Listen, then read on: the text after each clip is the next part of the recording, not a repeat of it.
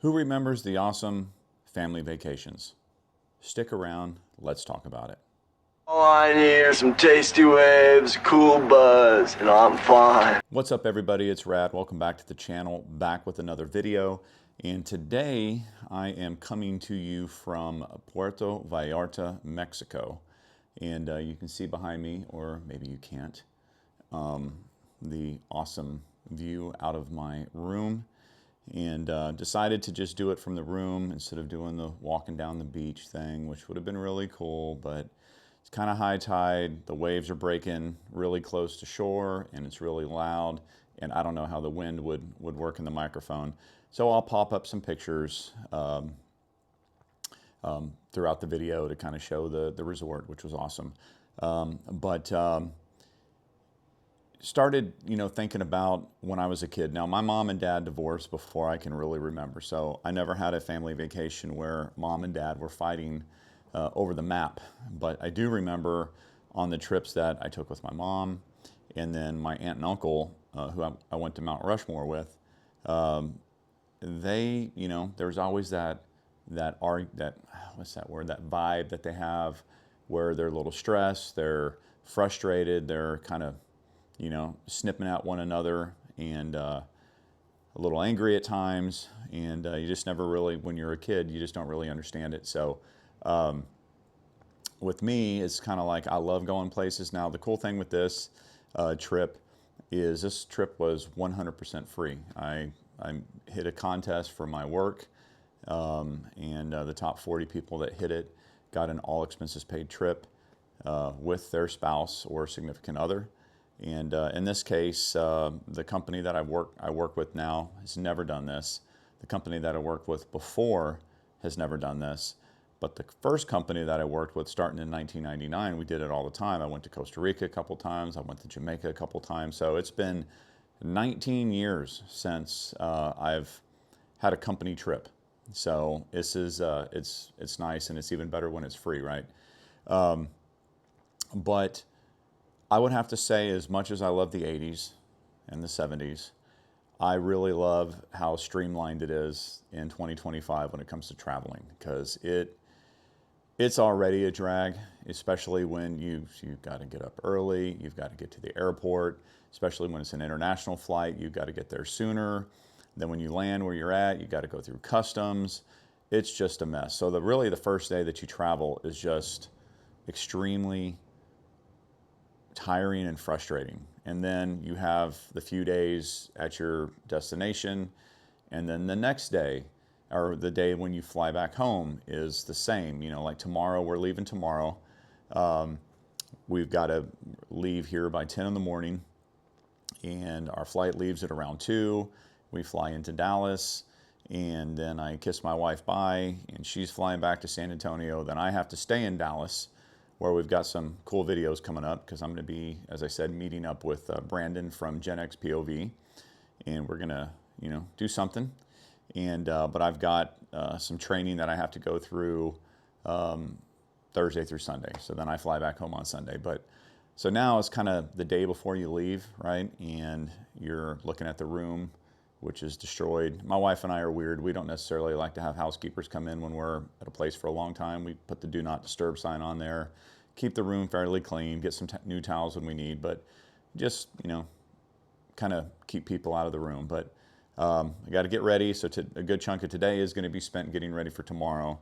Can't really go out and party too hard tonight, because you got to get up. And when you know it, there's one of the funnest events that's tonight that doesn't start till 9. But yeah, so who remembers, and those of us that were, I guess, lucky enough, because my mom was maybe middle class when we were growing up, so we didn't fly too often. Most of the time we drove, and most of the time we drove because it wasn't common for cars to have air conditioning unless you paid for the upgrade. So a lot of times we made long road trips with no air condition.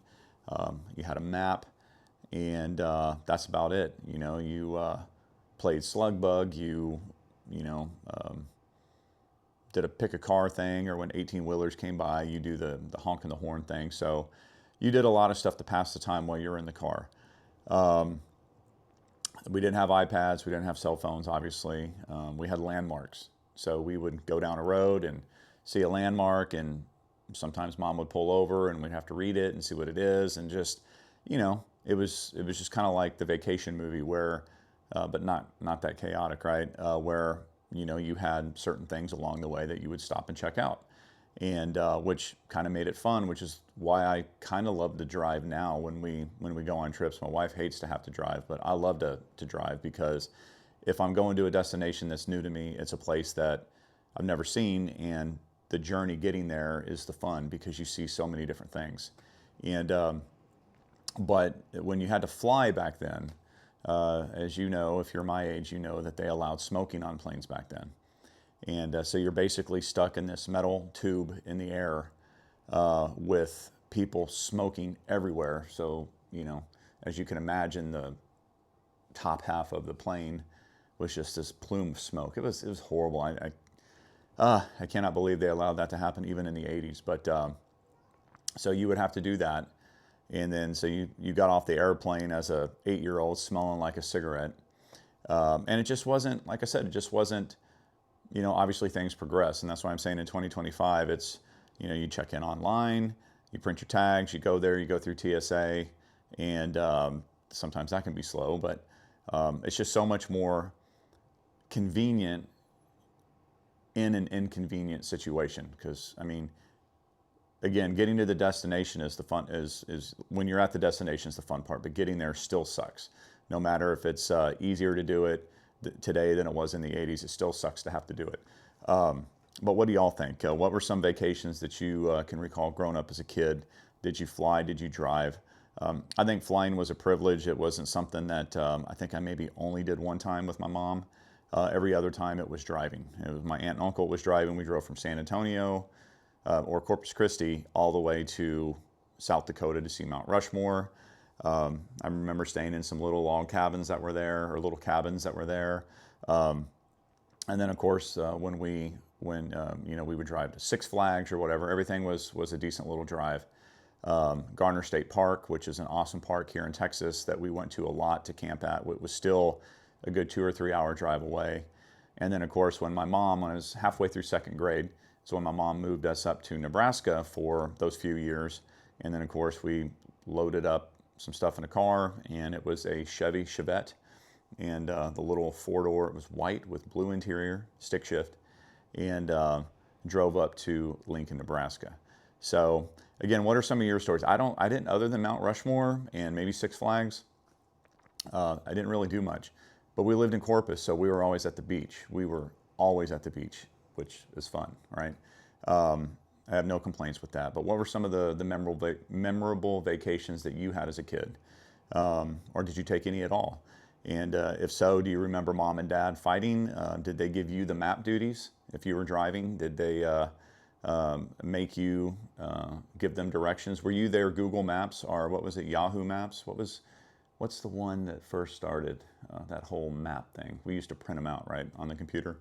But again, I'm pretty sure all Gen X, we know how to read a map. So anyway, drop a comment below. Let me know your thoughts. As always, if you enjoyed the video, please consider giving it a thumbs up, subscribe to the channel, share. And with that said, we'll see you in the next video. We're going to have a fun one with you with Brandon. Take care.